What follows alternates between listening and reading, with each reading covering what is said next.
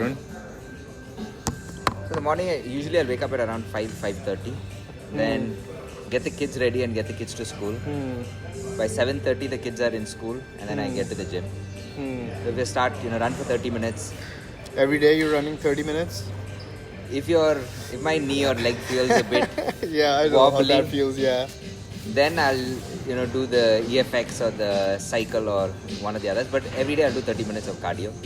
And then start a 1 hour routine. It's either push pull or chest legs or The bro split. yeah. I like it, man. That's good. Are you working with a trainer or? Yes, I have a trainer that comes in. I mean, the trainer comes in 4 days a week, but I go in 7 days a week. So 7 days a week, your morning routine is set. It's the same thing every day. I love it, man. So that's like 3 hours in the morning to yourself, And at least. that's the biggest challenge, right? And every time, even as I'm talking to people here, Yeah. I feel like the big challenge is as you start to get fitter, the amount of time that it takes. Yeah. And then you start paying attention to your food. Yeah. And then you start looking at the ingredients and the things that you shop. And then you need to do food prep. You need to make sure that, if someone's making food for you, then you're lucky, but you still need to go tell them what to do, what not to do. But if you have to make the food yourself, that's the amount of time you need to invest to be healthy is so much that it's not possible for every person But to be isn't able it to worth afford. it? Especially worth in it. your position? It's worth it. Huh. The only thing is, it's a struggle for so many people to be able to afford it. Like, I would never go back. I think I would firmly stay this way. I feel that, For the average person, do they have that much time a day to go and But do they all have to make that time, because I feel that, this is directly proportional to the success we have in our lives, Yeah. and vice versa as well. the struggle would be if you talk to someone that's, holding 2 or 3 jobs down to make rent. Yeah, that's a tricky one, man. Yeah. I would not put myself in that shoes. But yeah, my routine is similar to yours. Like, I'm up at 4 o'clock usually, and I'm first hour and a half I'm at the house. I'm doing my namaz. I'm drinking my bone broth with some collagen, protein, and a few things. I have my coffee as my pre-workout. Then head to the gym. Then I'm at the gym for 3 hours. Like, me and my friends, I know so many friends now in my gym. It's not even funny. Like, they come in, I'm running with them, and I'm running races, and then people are coming over to dinner, because we're spending like 3 hours every single day at the gym. Right? What is your 3-hour routine? My 3 hours is usually an hour and a half of like push, pull, or legs. I prioritize my legs because that's very important to me. And then sometimes 4 days a week I'm running. So 3 of them are 5Ks. One is a long run on Saturday, is a 10K run. Wow. And then after I finish my workout at the gym, then I'm gonna in the sauna every day for 30 minutes. And when it's the weekend, sometimes the conversations are going in the sauna, and you just keep going for almost an hour, because there's like people are going crazy, right? It's so exciting, and sometimes your friends join you, and there's like this guy I know from Karachi, older gentleman, and he speaks the proper Urdu in Karachi accent. It was really nice to listen to these guys, and lots of fun. So and then I shower and I change, I get ready, and then then when you bring that, and already you've done this hard stuff, right? Like when I'm doing a 5K in the morning, and then I'm doing another workout, my 2 workouts in the morning, then I'm doing my 30-minute sauna, and then I'm doing all this activity before even like my first call at work, and I'm bringing all of this stuff over now, my mindset and stuff, and then the stressful part is already done. Like, I've already put myself, and you've already put yourself through the stress, so the stress of the job now Doesn't very seem as hard. Yeah, it's like, But by the time you're done with all of that, doesn't it feel like you've already finished one entire day before you start an entire day? No, I feel like it gets me geared up for my, like, I have all this energy now, and now I can go into my work like really, really dialed in. And it's so much fun, man. And and the pressure is not there, because we were just about to kill on the squat rack. You were lifting heavy weights. One wrong move could have literally killed you. Or you're running at 150, 160 heartbeats per minute for 30 minutes, sweating like crazy. Nothing is going to put you through that pressure at your day job now, right? So I feel that we get prepared for that. So No, I agree.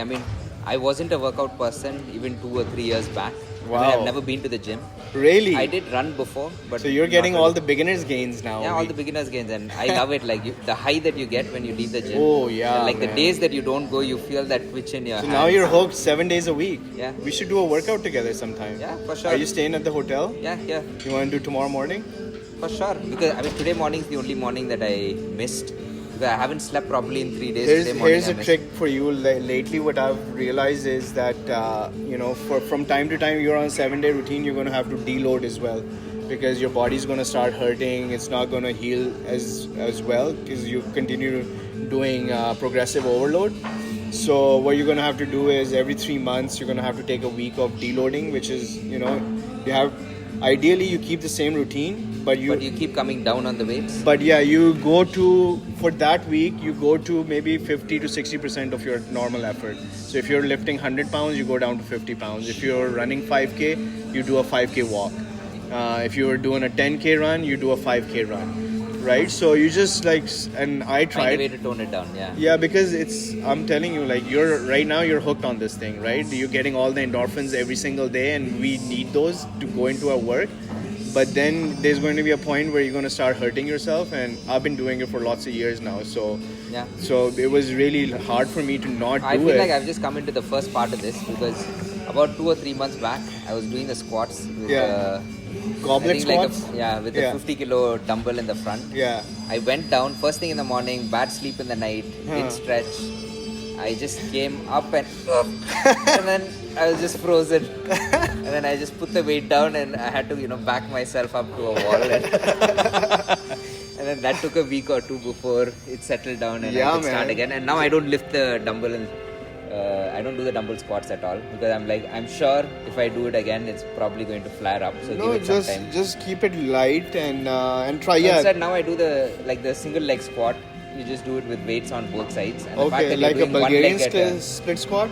Yeah, like a Bulgarian. Okay, you want to do it tomorrow? Yeah, let's do it. Okay, tomorrow I have leg day, so my leg days are very painful. I took my brother through it in Miami in November. Yavar, he's like the real marathoner and stuff like that, and we took our client as well, and it was fun. But I have a really nice routine. If you want to check out my routine, it's going to be 5 workouts and 5 sets each.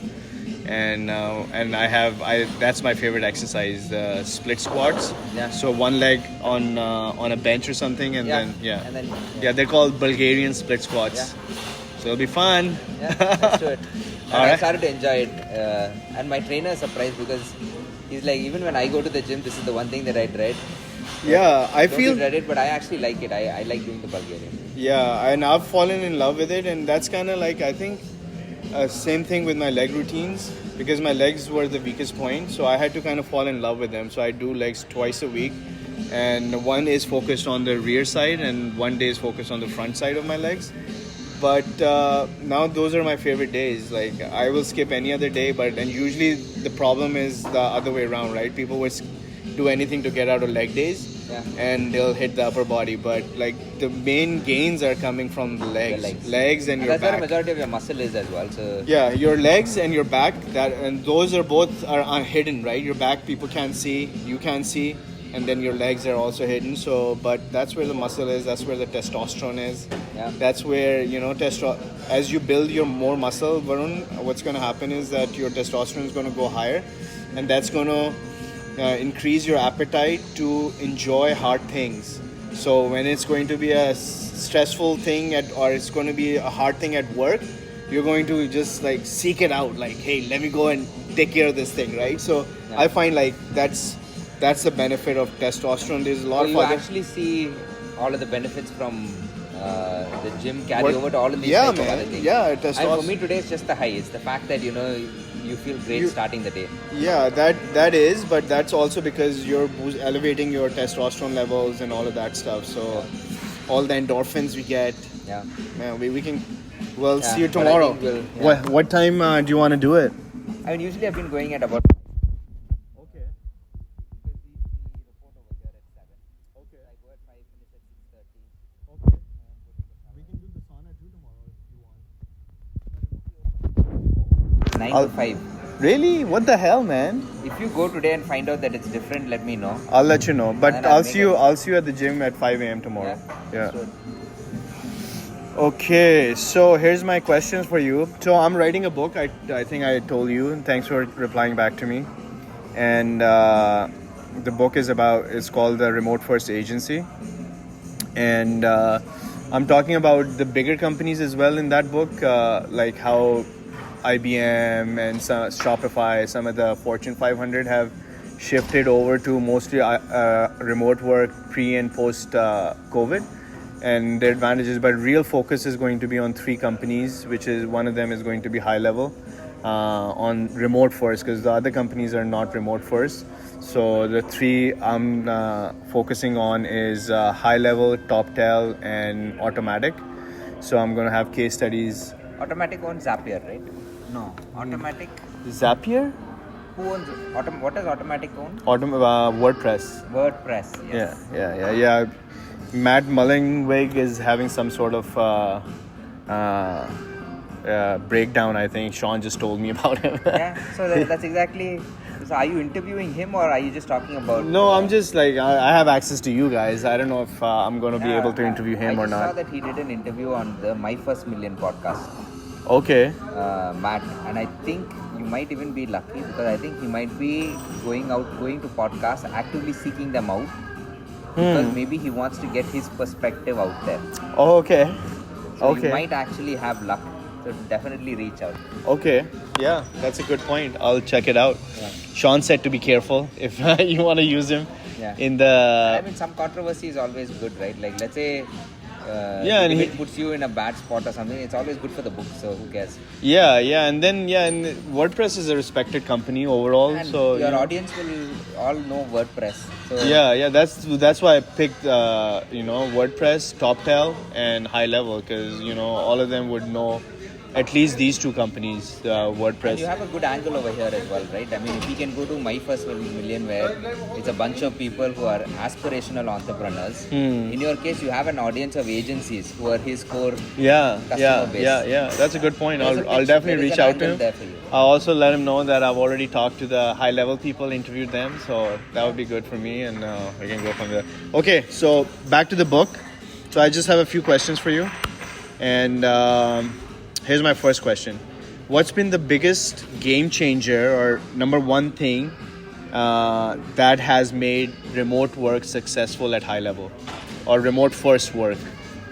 So, I mean, this is really looking in the rear window because with HighLevel, I think one thing that's different to most other companies is we started remote. So we did not transition to remote.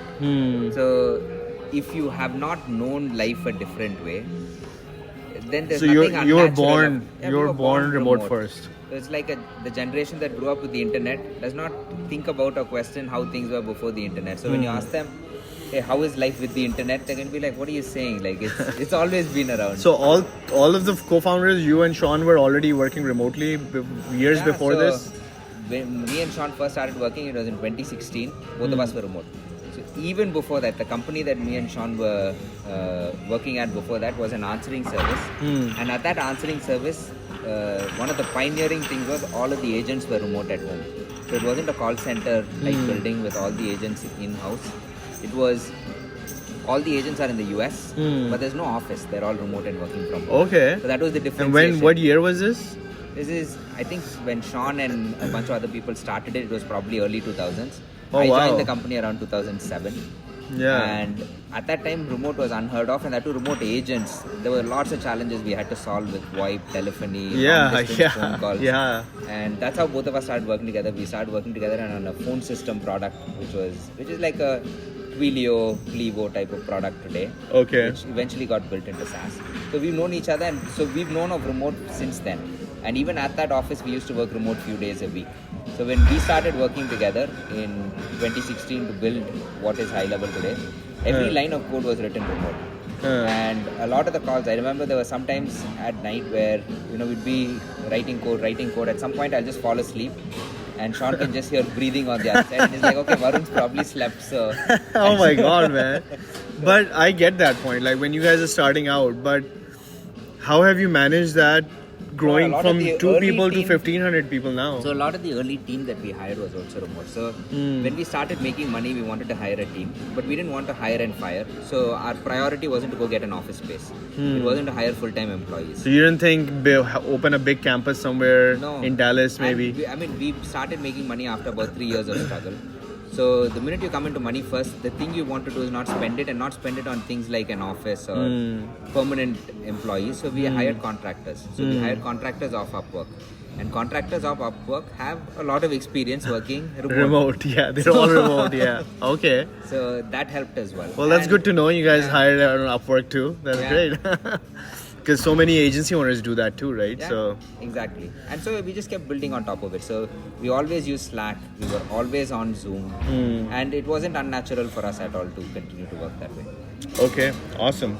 How do you keep a globally distributed team connected beyond just work? Like you guys do great, work-related events, but beyond work, how do your teams collaborate and stay connected? So there's multiple different things we do. I think from a product standpoint, the most impactful thing we found is for the team to come and meet customers. So at the HighLevel summit, and that really is where we try to fly in as much of the team as possible. The first year that we brought in a bunch of team members from India, from the US, everywhere, and they all came to summit and they talked to customers. I mean, till then they understood the urgency of the issues we were asking for through us. But they were hearing our urgency, they were not hearing the customer's urgency. But when they came to these events and they saw all of these people whose lives were built around the software, whose businesses depended on us staying up every day, whose business outcomes depended on features that we had to launch, the way it hit was completely different to any sort of urgency that we could have communicated to our team. So I think bringing them together in person to be able to meet customers was really, really impactful. I think. But what about beyond work? So that's good. Like I know you guys really do a great job in culturally connecting around work events. On the flip side, what we also do is we do event once a year for all of the team members. So at least the initial time when we did it, I think 3 years back, 2020, and we came up with a budget. We were like, hey, we want everyone to be able to go somewhere for a week and hang out together. Nice. And what I was hoping was the team will come up with a location in India and Goa. We're going to all go to Goa. Yeah. But the team came back with Georgia and Turkey. Nice. And I was like, no, you guys are unreasonable. This isn't happening. But then they were like, hey, Varun, you came up with a budget. Just let us figure it out. Just give us the budget. And when you have an ambitious team, it's hard to say no to them because they want to take the challenge on. I said, okay, fine, guys, take care of it. And they want to go to Bali. They somehow figured it out, like no involvement from anyone else. I love it, man. That's the attitude that it should be, right? Just empower your team and get out of their way because you have this inclination, right, that this is going to cost too much. We can't do that. But you empower them and they'll make it happen. Yeah. Love it. And I think that first year we thought was crazy, but the second year they came back and they said we want to go to Japan. And Japan, we had to get visas for Indian people. So we had to get 250 visas. Oh, wow. To take 250 team So members. all your team members come together and on these events? Yeah. And that's phenomenal. So once a year? So last year we did Japan for all of the people east. We did Vegas for all of the people on the west. Hey man, how are you? Azhar. Sorry to interrupt. Okay, no worries. No problem. I saw your shirt. I see all the ads, man. You got a card on you? Just RepStack if you want to look us up. Okay. Yeah. All right. And you can take a picture of my name too. You can find me as well. Azhar. Yeah. Are you the owner? Or? Yeah, Yes, he is. Good job. How are you guys doing? I'm doing great. Fantastic. Good. RepStack's growing? Yeah, it is. So you'll do full fulfillment, everything? No. We just place people inside Just place agencies. people. Yeah, we're a recruitment business. Okay. Yeah. Okay. All right. Cool, man. Yeah, Thank you. Thank you. All right. Are you ready? Yeah. Oh, yeah. So I guess where I left off.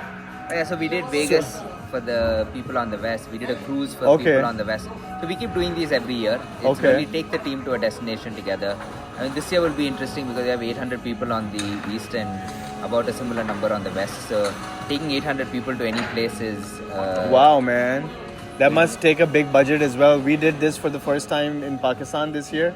We have about 250 people now. So, and I've always wanted to bring, before we didn't have the budget. So me and my brothers had to go to the different cities and pull like 200 people, 100 people in Islamabad, 50 in Lahore, and then do the same thing over and over again in 3 different cities. But this year we were able to bring in everyone overnight from other cities, fly them into Islamabad, and then have about 200 people in one room, and had That's awesome. a little bit smaller scale than you guys, but Yeah. No, I mean, I'll tell you, that's the size that it's fun at. The most fun retreat we've had was when it was 70 people. For the Really? person holding the event, because you kind of get to be a part of the fun as well. yeah, The minute you go to 250, 800, all of these type it's of like numbers, a big production. It's like a big production. Yeah, get it. Well, that's awesome. Any fun or unexpected ways your remote culture has evolved as you've scaled? Anything that comes to mind? I mean, some of the challenges actually came early on rather than later on. So pre-COVID, it was really hard to get people to work remote, because the challenges I would run into is my parents will think I don't have a job, so I can't work remote, or I can't get married because my in-laws won't believe that I have a job. So you know, I used to run into these type of challenges. But post-COVID, I think what happened was remote became so normalized that people started to lean in more. Yeah. I think it was definitely challenging before, but now I think it's fairly common. Like, everyone's used to what remote means. They know how async works. They know how to make sure that their availability and time is communicated to other people. So when you guys first started out, it was like more of a overcoming the challenge of it's a real job. Yeah, the social stigma was a problem. Yeah. What's the biggest challenge in maintaining HighLevel's remote first culture? I mean, the biggest challenge is things like recruiting freshers, right? I love the idea of having fresh thought, fresh idea, and newcomers come into the system that haven't been polluted by anything of how work should happen. But the problem you have is to teach someone who's completely new, for them to really learn, they need to be around people. Where you learn just by being there. Yeah. But if you need to jump on calls, that's a 1 hour that someone else has to give you that they're not giving anyone else. And they're talking directly to you, which means you're not seeing them work with someone else and learning from it. They need to come in and one-on-one coach or mentor you. So I think those are the type of challenges where the learning just through osmosis, where just by sitting there, you learn so much, does not happen. That doesn't happen in remote. So that's the biggest challenge, huh? Yeah. How do you guys overcome that? I mean, so far we haven't recruited any freshers at all. So we only recruit people with experience. But that's a challenge that we want to solve. I think we will try to tackle that challenge in the coming years. Okay. And any behind-the-scenes stories on how you guys are doing remote work? Just anything interesting on maybe one of these events that happened. I read this book about called A Year Without Pants. It's basically on the culture of Automatic, which is the WordPress parent company. And they had these amazing anecdotes about the teams traveling to Athens and just working for a week together and things like that, and funny stories there happening. But anything like that, maybe Sean tripped over having a few more extra drinks. Or Well, I mean, in this case, Sean doesn't drink. Oh, nice. That's good. But the team itself, right, is self-organizes a lot of these things. So they themselves go to, some of these mountain ranges, Nice. or cool destination spots, and they definitely work. Do you on guys that. pay for any of those, or is this just? Yeah, I mean, we give all of the. I mean, now we're at a size where we cannot pick and choose, and to be equitable across the whole team, we just have to give a budget. So we definitely have a budget, but then the teams have decision-making power on how that budget gets used. So they can decide to do 2 small trips within the country to destinations, or they can do 1 larger trip to an international location. And for all of the managers, their job is to make sure that their team is happy. So if they spend all of the money on 1 big trip and their team is unhappy and all of them quit, then that's a problem for them. Yeah. So in a lot of ways, it's like a democracy. They need to, each person within the team, they need to make sure that they keep them happy and how they manage these. But the teams themselves do a lot of hackathons. They try to come up with cool, innovative challenges when they go on these trips, and all of this is with no guidance from us. Nice. But when they get together, they don't just want to go out and have fun.